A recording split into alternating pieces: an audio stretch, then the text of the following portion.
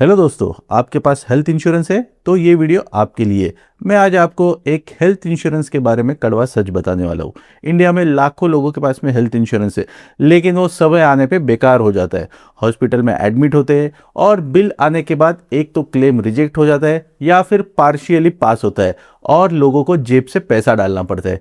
बहुत बार इंश्योरेंस लेने से पहले लोग कुछ गलतियां करते हैं, उस वजह से उन्हें इस तकलीफ का सामना करना पड़ता है। आज हम कुछ ऐसी गलतियों के बारे में बात करेंगे जिनके वजह से आपका हेल्थ इंश्योरेंस क्लेम रिजेक्ट हो सकता है। तो वीडियो को अंत तक जरूर देखिए और हाँ, अगर चैनल को सब्सक्राइब नहीं किया तो पहले चैनल को सब्सक्राइब कीजिए। चलिए वीडियो की शुरुआत करते हैं।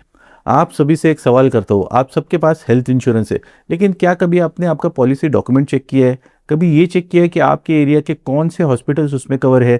या फिर कभी आपने ये सोचा है कि आपने आपकी प्री एग्जिस्टिंग डिसीजेस इसमें डिस्क्लोज की है या नहीं? और अगर नहीं की है तो यही सब चीज़ें आपको आगे चल के परेशानी में डाल सकती है। अगर इन सवालों में से किसी एक का भी जवाब अगर नहीं है तो आपने हेल्थ इंश्योरेंस में इन्वेस्ट किया हुआ पैसा बर्बाद हो सकता है। चलिए देखते हैं वो कौन सी गलती है जो आमतौर पे लोग करते हैं और जिनकी वजह से उनका हेल्थ इंश्योरेंस क्लेम रिजेक्ट हो जाता है। सबसे पहली गलती जो आमतौर पे लोग करते हैं वो है प्री एग्जिस्टिंग डिसीज को डिस्क्लोज नहीं करना। लोग सोचते हैं या फिर एजेंट कहता है कि जाने दीजिए, इनके बारे में जानकारी देना ज़रूरी नहीं है। तो बहुत बार लोग बीपी या फिर डायबिटीज़ जैसी बीमारियों के बारे में इंश्योरेंस कंपनी को नहीं बताते। सोचते हैं कि थोड़ा प्रीमियम बच जाएगा या फिर प्रीमियम कम हो जाएगा, लेकिन ये सबसे बड़ी गलती होती है। क्योंकि जब क्लेम आता है तो इंश्योरेंस कंपनी सबसे पहले चेक करती है कि आपकी मेडिकल हिस्ट्री क्या है, और अगर उसमें प्री एग्जिस्टिंग डिसीज के बारे में उनको पता चल गया तो 100% आपका क्लेम रिजेक्ट हो जाएगा। सो प्री एग्जिस्टिंग डिस्क्लोज नहीं करना, ये सबसे पहली गलती है। दूसरी गलती लोग करते हैं कि प्रीमियम देख के पॉलिसी सिलेक्ट करना। बहुत से लोग सिर्फ प्रीमियम कंपेयर करते और पॉलिसी ले लेते।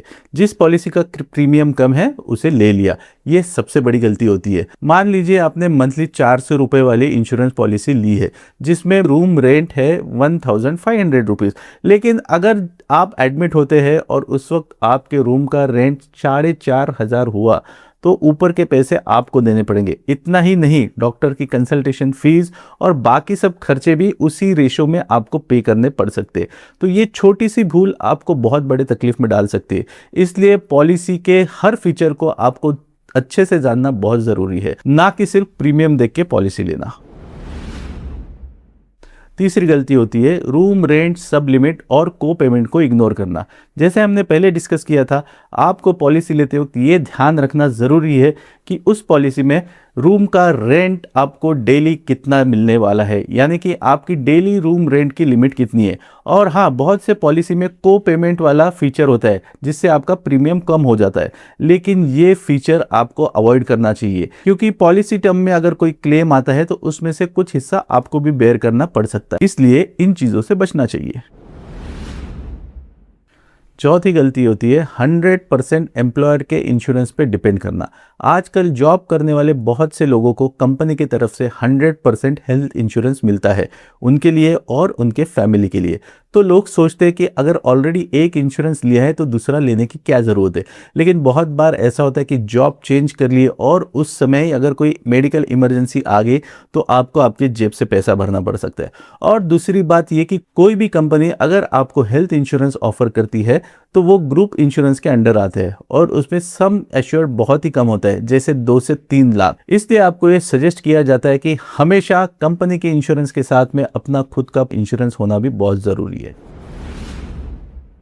पांचवी गलती, वेटिंग पीरियड के बारे में जानकारी ना होना। बहुत से लोगों को लगता है हमने आज इंश्योरेंस ले लिया तो हमारा कवर आज से ही शुरू हो गया, लेकिन कंपनी टू कंपनी पॉलिसी अलग होती है। बहुत से कंपनियां 30 डेज के बाद में कवर चालू करती है तो बहुत से कंपनियां 90 डेज के बाद में उनका कवर शुरू करती है। ये एक चीज़ होगी। दूसरी, अगर आपको कोई प्री एग्जिस्टिंग डिसीज होगा तो आपका कवर 2 साल से लेकर 4 साल के बाद में शुरू हो सकता है, पर्टिकुलर उस डिसीज के लिए। तो ये आपके लिए जानना बहुत ज़रूरी है। इसलिए हम सबको एडवाइस करेंगे कि जितना जल्दी हो सके आप अपना हेल्थ इंश्योरेंस निकालिए ताकि आपका वेटिंग पीरियड चला जाए। छठवीं गलती होती है सम एश्योर्ड बहुत ही कम रखना। बहुत से लोगों को इस बारे में पता ही नहीं होता है, तो आज हम आपको बताना चाहेंगे अगर आप मेट्रो सिटी में रह रहे हैं तो आपका सम एश्योर्ड ये 10 लाख रुपीस पर पर्सन होना चाहिए। और अगर आप टीयर 2 सिटी में रह रहे तो आपका सम एश्योर्ड 5 लाख से लेकर 7 लाख के बीच में होना ज़रूरी है। तो अब देखते हैं कि आपको हेल्थ इंश्योरेंस पॉलिसी कैसी लेनी चाहिए।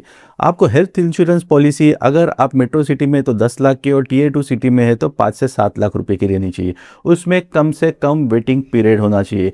रूम लिमिट और को पेमेंट की कोई लिमिट नहीं होनी चाहिए। कंपनी का क्लेम सेटलमेंट ये 85% से ज़्यादा होना चाहिए और आपको उसमें सुपर टॉप ऑफ की फैसिलिटी भी होना ज़रूरी है। तो ये सब चीज़ें अगर आपको पॉलिसी में मिल रही है then you are selecting a right policy.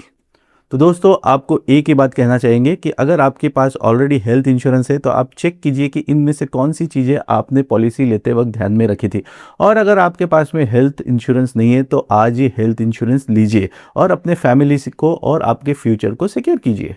Video अच्छा लगा होगा तो लाइक कीजिए और आप किसी ऐसे दोस्त के साथ शेयर कीजिए जिसने अभी तक अपना हेल्थ इंश्योरेंस लिया नहीं है। और हाँ, इजी फाइनेंस को सब्सक्राइब करना ना भूलिए।